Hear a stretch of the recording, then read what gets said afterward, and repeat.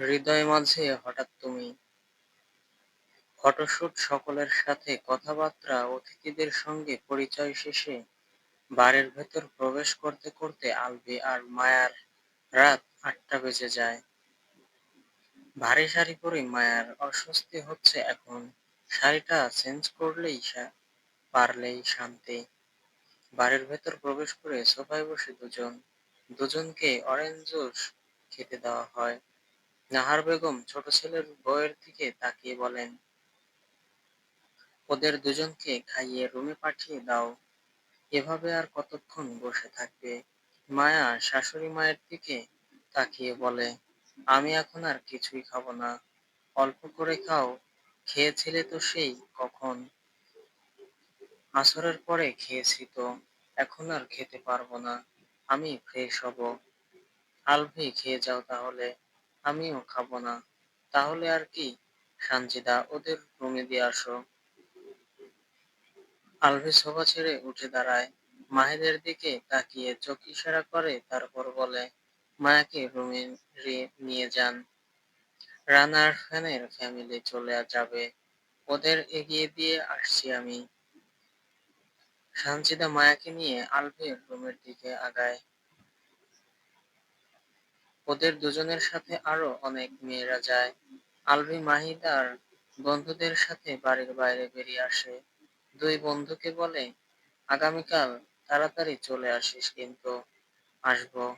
আর বলতে হবে না। আসছি আমরা। বাসর রাত বন্ধু।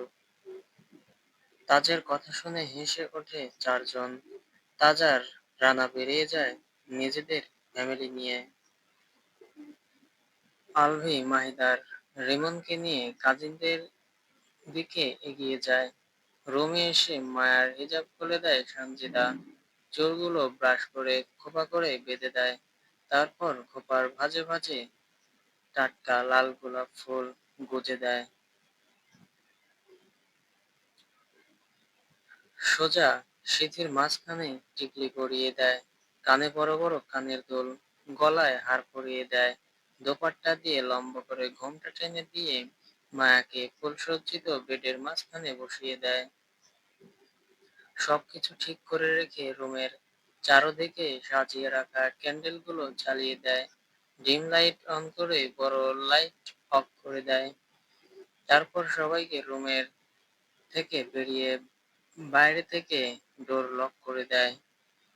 নিচে যেতে যেতে আলভির ফোনের মেসেজ পাঠায়, সব ডান। আলভি সকলের কাছ থেকে বিদায় নিয়ে বাড়ির ভেতরের দিকে এগিয়ে যায়। ওর পেছন পেছন কাজিনগুলো আগায়। বাসর ঘরের সামনে আসতেই দেখে ডোরের সামনে ভিড় জমিয়ে দাঁড়িয়ে আছে মেয়েরা। আলভি কপাল ভ্রু কুঁচকে তাকিয়ে বলে, সবাই এভাবে এখানে দাঁড়িয়ে আছে কেন? সকলের পক্ষ থেকে শীতল বলে, বাসর ঘরের টাকা না দিলে ভেতরে প্রবেশ করতে পারবে না। মামার বাড়ির আবদার। বাসর ঘরের টাকা দেবে মেয়ের বাড়ির মানুষ। আমি কেন দেব? তো মেয়ের বাড়ির মানুষজন কোথায়? তুমি তো মেয়ের বাড়ির মানুষ। একদম না। আমি ছেলে পক্ষের মানুষ। তাহলে মেয়ের ভাই নয়তো ভাবির কাছে যাও। মাহিদ সকলের ভিড় ঠেলে পেছন দিকে যেতে যেতে বলে, মেয়ের ছোট ভাই সারাদিন দৌড়াদৌড়ি করে অসুস্থ হয়ে পিজি হাসপাতালে ভর্তি। বলতে বলতে নিজের রুমে ঢুকে ডোর লক করে বেডে শুয়ে পড়ে। মেয়ের ছোট ভাই হসপিটালে ভর্তি আছে, তাই দয়া করে আপনারা সবাই আসুন। মেয়ের ছোট ভাই অসুস্থ হলেও মেজো ভাই সুস্থ সবল আছে এখনো। আস্তাগফিরুল্লাহ। মেয়ের মেজো ভাই গত ১৩ বছর আগে ইহজগৎ ছেড়ে পরলোকে গমন করেছে। সে বেঁচে আছে। সে মেয়ের জলজ্যান্ত হাজবেন্ড। মেয়ের হাজবেন্ড টাকা দেবে এখন, নয়তো বাসর ঘরের প্রবেশ নিষেধ। আহ, বাসর ঘর আমার নিজের টাকায় সাজিয়েছি, তাহলে তোমাদের কেন টাকা দেব? তোমরা সাজালে না হয় তোমাদের টাকা দিতাম। বউকে রুমে এনে আমরাও কষ্ট করে রুমের দরজায় তালা ঝুলিয়েছি। টাকা ছাড়া এই তালা এই জন্মে খোলা হবে না। কোন দেশে বিয়ে করতে আসলাম রে ভাই? যেখানেই যাই সেখানেই দাবি টাকা দিতে হবে। এত টাকা আমি কোথায় পাবো? এতগুলো বছর জার্মানিতে কি করেছ? শোক পালন করেছি। কিসের শোক? সে মেলা বড় কাহিনী। এই কাহিনী বলতে বলতে আমার বাসর রাত শেষ হয়ে বাসি রাত চলে আসবে। টাকা নে টাকা না দিলে বাসি রাতই পালন করতে হবে। আমার কাছে টাকা নেই সত্যি সত্যি, এই যে দেখো, বলে নিজের শেরওয়ানির ২ পকেট দেখায় নাদিরা বলে। ১,০০,০০০ টাকা দিয়ে বাসর ঘরে প্রবেশ করতে হবে, নয়তো বাসর রাত সত্যি সত্যিই বাসি রাতে পরিণত হবে। সবগুলো আমার মির্জাফরের বাপের অনুসারী। সবগুলো বোধহয় এক জায়গায় মাটি দিয়ে তৈরি। সবসময় সবাই আমার মতো একটা নিষ্পাপ, ভোলা ভালা ইনোসেন্ট ছেলেকে ব্ল্যাকমেইল করে। আলভির কথা আর বলার ধরন দেখে সবাই হাসতে হাসতে শেষ। শীতল নিজেকে সামলে নিয়ে বলে, ভাইয়া টাকা দিয়ে দাও না, আমরা চলে যাই। আমার কাছে তো টাকা নেই। কারো কাছ থেকে ধার করে আনো। ১০ মিনিট সময় দাও। আচ্ছা। আলভি নিচে নেমে আসে। একটু পরে রিমন আর নাজিমকে খুঁজে নিয়ে আসে। ওদের দুজনকে সিঁড়ির কাছে দাঁড় করিয়ে রেখে নিজের রুমের সামনে এসে দাঁড়ায়। টাকা কই? টাকা ওদের দুজনের কাছে। তোমরা সবাই ওদের দুজনের কাছে গেলেই টাকা পাবে। মিথ্যে কথা বলছো তুমি। ১০০% সত্যি কথা বলছি আমি। বিশ্বাস না হলে ওদের জিজ্ঞেস করো ওদের কাছে টাকা আছে কিনা। নাদিরা ভাইয়ের দিকে তাকিয়ে বলে, তোমাদের কাছে টাকা আছে? হ্যাঁ। কোথায়? আমাদের দেখাও, নয়তো আমরা বিশ্বাস করি না। দুজনেই নিজেদের পকেট থেকে ২টো টাকার বান্ডিল বের করে সবাইকে দেখায়। ১,০০০ টাকার বান্ডিল স্পষ্ট দেখা যাচ্ছে। আলভি সকলের দিকে তাকিয়ে বলে, বিশ্বাস হয়েছে তো আমাদের কথা? এখন ওদের দুজনের কাছে যাও। ওরা তোমাদের সকলকে টাকা বুঝিয়ে দেবে। সবগুলো দেবে তো? নাকি আবার চিট করবে? একদম সবগুলো টাকা দিয়ে দেবে তোমাদের। সত্যি? মিথ্যে বলি না আমি। আলভির হাতে চাবি দিয়ে সবাই ডোরের সামনে থেকে সরে রিমন আর নাজিমের সামনে আসে। আলভি দ্রুত ডোর খুলে ভেতরে প্রবেশ করে। পেছন থেকে ছেলেদের দল গান গেয়ে ওঠে, সাথে মিউজিক বক্সেও গান প্লে হয়। ছেলেরা গলা ছেড়ে চিৎকার করে গাইছে, তুমি দিও না গো বাসর ঘরে বাতি নিভাইয়া, আমি অন্ধকারে বন্ধ করে যাব মরিয়া। ছেলেদের গান শুনে বেডে বসে থাকা মায়া হেসে ওঠে, সাথে লজ্জাও পায়। আলভি ডোর লক করে সোজা হয়ে দাঁড়ায়। অবশেষে বাসর করবে আজ। আহা, ওর বউটা ওর জন্য বউ সেজে ফুলসজ্জিত বেডে বসে অপেক্ষা করছে তখন থেকে। বেডের দিকে ঘুরে দাঁড়ায়।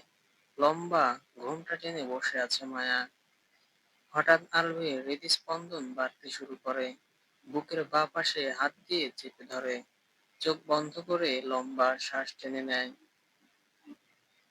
তারপর এক পা দুই পা করে বেডের দিকে আগায়।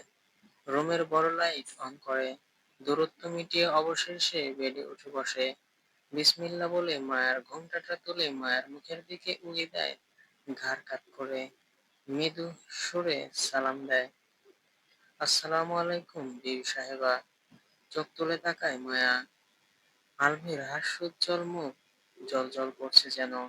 মায়া নিজেও মৃদু সুরে সালামের জবাব দেয়, ওয়ালাইকুম আসসালাম বিবির সাহেব। আলভির হাসি আগের চেয়েও চওড়া হয়। মায়ার ঘোমটার নিচে নিজের মায়া ঢুকিয়ে দেয়। চোখে চোখ রাখে মায়ার চোখে। এক দৃষ্টিতে তাকিয়ে থেকে বলে, বাকি জীবন এভাবেই পার হয়ে যাক। সময় এখানেই থেমে যাক। আমি অন্তত কাল তোমাকে এভাবে দেখতে থাকি। মায়া কিছু না বলে আলভির চোখের দিকে তাকিয়ে রইল। আলভি মায়ার ২ চোখের পাতায় অযত্নে সযত্নে আলতো চুমু খায়। টিকলিটা সরিয়ে ললাটে অধর ছোঁয়ায়। অতঃপর বেড থেকে নেমে দাঁড়ায়। মায়ের হৃদস্পন্দন বেড়ে গেছে। আলভি ওর কাছাকাছি আসলেই ওর এমন হয়। মায়ার এক হাত ধরে বলে, কষ্ট করে একটু নিচে নামুন মায়া রানী। মায়া বেড থেকে নেমে দাঁড়ায়। আলভি একটু দূরে দাঁড়িয়ে মায়াকে দেখতে থাকে। মায়া নিজেও আলভির দিকে তাকিয়ে থাকে। আলভি ড্রেসিং টেবিলের ড্রয়ার থেকে নিজের ক্যামেরা বের করে। মায়াকে ফুলসজ্জিত বেডের সামনে দাঁড় করায়। দোপাট্টা মায়ার দুই হাত দিয়ে ধরিয়ে উঁচু করে দাঁড়ায়। তারপর নিজে দাঁড়ায় মায়ার থেকে কিছুটা দূরে। হাসি দাও আলভির রানী। মায়া হাসে। পরপর কয়েকবার ক্যামেরা ক্লিক হয়। নতুন পোজ দাও সাহেবের বিবি। ঘুরে ফিরে অনেকগুলো পোজ দেয় মায়া। আলভি আবার মায়াকে বেডে বসায়। মায়ার শাড়ি চারদিকে গোল করে ছড়িয়ে দেয়। দোপাট্টা খুলে দিয়ে মায়াকে উপরের দিকে তাকাতে বলে। মায়া উপরের দিকে তাকায়। বেডের উপর দাঁড়িয়ে মায়ার ফটো তোলে আলভি। এই ফটোগুলো সবচেয়ে বেশি সুন্দর হয়েছে। মায়ের পার্সোনাল ফটোগ্রাফার আলভি। ফটো তোলা শেষ হলে মায়াকে বেড থেকে নামায় আবার। মায়ার আলভির মুখের দিকে তাকিয়ে বলে, এসব এখন খুলি? হ্যাঁ, আসো আমি খুলে দিচ্ছি। মায়া টুলের উপর বসে। আলভি আগে জুয়েলারি গুলো খুলে দেয়। তারপর খোঁপায় লাগানো ফুলগুলো, শাড়ির সিট গুলো একটা একটা করে খুলে দেয়। ভারী শাড়িটা নিজেই খুলে নিয়ে সোফার উপর রাখে। লজ্জায় দুমড়ে মুচড়ে যাচ্ছে মায়া। আলভি আলমারি থেকে হালকা শাড়ি বের করতে করতে বলে, এমন লজ্জা পাচ্ছ, মনে হচ্ছে আজকেই প্রথম দেখছো আমাকে। অথচ আমি তোমার 13 বছরের পুরনো স্বামী। তুমি নির্লজ্জ বলে কি আমিও নির্লজ্জ নাকি? এইটুকুন শরীরে এত লজ্জা শরম কোথায় স্টক করে রেখেছো দেখি একটু। বলে মায়ার হাত ধরে। মায়া আলভির হাত থেকে থাবা দিয়ে শাড়িটা নিয়ে দ্রুত ওয়াশরুমে প্রবেশ করে।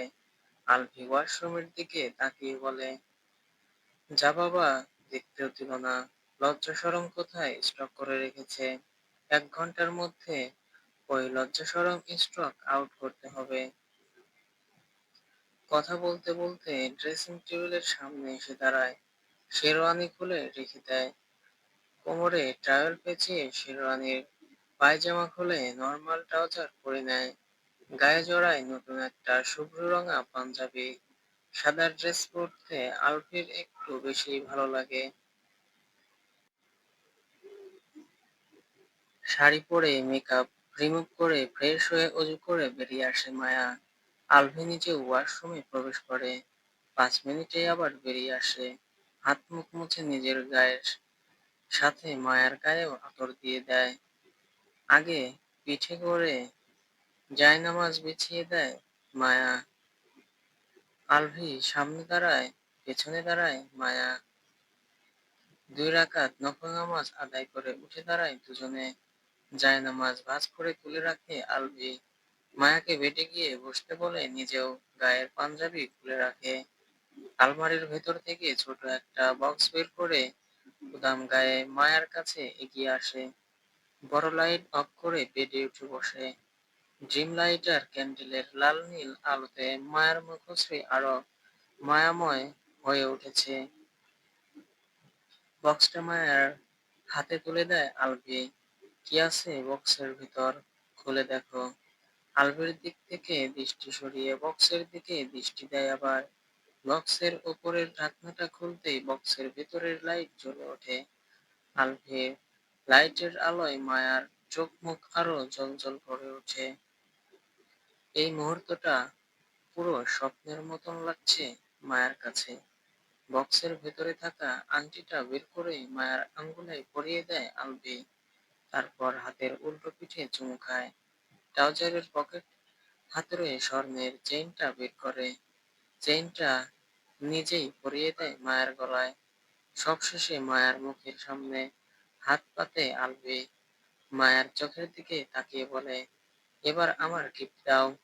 মায়ার চোখে মুখে অসহায়ত্ব ফুটিয়ে তুলে বলে, আমি তো তোমার জন্য কোনো গিফট আনিনি। কেন আনোনি? বাসর রাতে হাসব্যান্ডকে যে গিফট দিতে হয় সেটা তো আমি জানতাম না। কেউ তো বলেনি।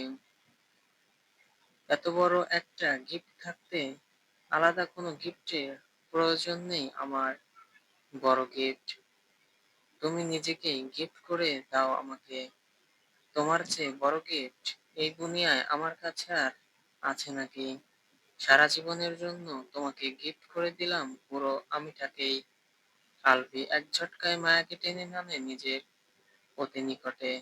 মায়ের কোমর পেঁচিয়ে ধরে এক হাতে, মায়ের ঘাড়ে মুখ গুজে আলতো চুমু খেয়ে বলে, গিফট অ্যাকসেপ্ট করে নিলাম অনন্তকালের জন্য। চ্যানেলটি সাবস্ক্রাইব করে পাশে থাকবেন। ভুল ত্রুটি হলে ক্ষমার দৃষ্টিতে দেখবেন। এতক্ষণ সাথে থাকার জন্য ধন্যবাদ সবাইকে।